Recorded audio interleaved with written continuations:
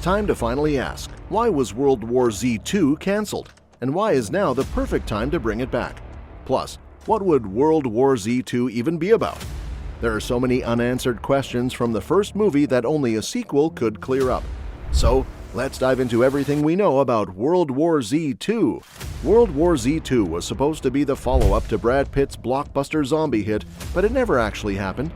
After years of anticipation, the sequel was officially cancelled in 2019, leaving fans hanging. It was a shock, considering the original World War Z raked in $202 million domestically, making it the highest-grossing zombie movie ever. While Pitt moved on to other big projects like Bullet Train, Babylon, and The Lost City, the mystery around why World War Z 2 is canned still lingers. Given its massive success, it's unusual for a sequel to get axed so suddenly. Although details on the movie are scarce, what's out there is definitely intriguing. Updated in 2024 by Arthur Goyas, World War Z set a new standard for action-packed zombie movies in the early 2010s, but its success wasn't enough to guarantee a sequel. While World War Z 2 got the green light, the project never saw the light of day, leaving fans wondering what could have been. World War Z was originally meant to kick off a trilogy, but things didn't go as planned. World War Z 2 was set to start filming in March 2019, with locations spanning Atlanta, Spain, and Thailand. However, production kept getting pushed back, and by early 2019 it was suddenly cancelled. This was even more shocking because a lead actor, Brad Pitt, and a director were already on board. The cancellation was likely influenced by the extensive reshoots that plagued the first film. Instead, Paramount decided to funnel its budget into other projects, like the Mission Impossible franchise. Looking back, it was probably a blessing in disguise. Even if World War Z 2 had started filming in 2019, it would have faced huge challenges with scheduling and potential reshoots, making a summer 2020 release inevitable. Right? When COVID-19 hit, with theaters closed and the box office struggling, World War Z 2 would have been a financial disaster. If it had happened, Brad Pitt would have been back in action as Gerry Lane, reprising his role from the first movie. Since Pitt was also a producer, his return as the lead was pretty much guaranteed. Mireille Enos, who played his wife Karen, likely would have returned too, especially since the first movie's ending set up Gerry's mission to reunite with her.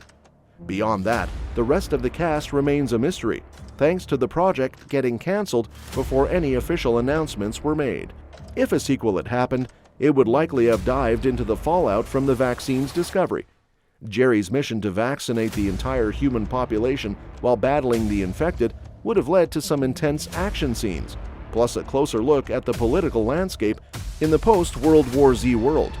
Max Brooks' World War Z, An Oral History of the Zombie War, which inspired the first movie, digs deep into how various countries would respond to the outbreak. While the film touched on some of these elements, it didn't get into the nitty-gritty like the book did. Gerry could have traveled across the globe, meeting survivors desperately trying to fend off the hordes. Fincher even hinted that the sequel would have had a vibe similar to The Last of Us, focusing on the ethics of vaccine development and human connections. Plus, Gerry's relationship with his family would likely be tested as he tried to save the rest of humanity. While the first movie centered on a frantic fight for survival, World War Z 2 would have shifted to humanity's first major offensive against the infected, marking a significant turning point in the battle.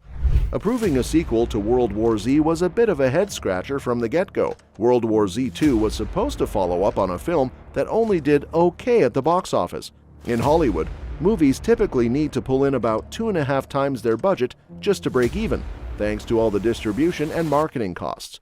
With a hefty budget of $190 million, World War Z needed to rake in around $475 million to get into the black. While it did manage to earn about $65 million over that threshold, which is a win, it was nothing compared to the billion-dollar juggernauts like Iron Man 3 and Frozen that hit theaters in 2013.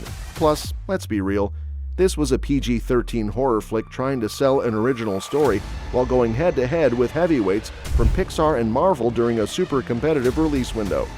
Given all that, World War Z's box office performance is actually pretty impressive. Another hiccup for World War Z 2 is that it totally missed its prime opportunity. By the time it got the axe in 2019, it was already 6 years since the first film dropped. Even the buzz around Max Brooks's book, which inspired the movie, had faded since its 2013 release. The original movie hit the scene when zombie-related media was all the rage. The Last of Us came out the same year, and The Walking Dead was still at the peak of its popularity, having premiered in 2010 and gearing up for its fourth season when World War Z was released. Making a sequel would also have been tricky since Gerry Lane, played by Pitt, found the cure for the infection at the end of the first movie. While World War Z has some unique zombies, there wouldn't be much need for another movie focused on cleaning up the mess after Lane already fixed everything. With both Brad Pitt and David Fincher moving on to other projects, it's unlikely World War Z 2 will ever be revived. If it does ever make a comeback, it would probably be more of a reboot than a direct continuation. It's clear now that David Fincher's creative vision had the potential to really shake up the zombie genre with World War Z 2, much like how The Last of Us did when it hit screens in 2023.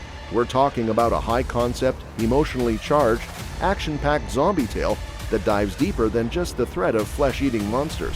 When Fincher mentioned that his idea for a World War Z sequel shared similarities with The Last of Us, he probably meant it wasn't just a typical survival story.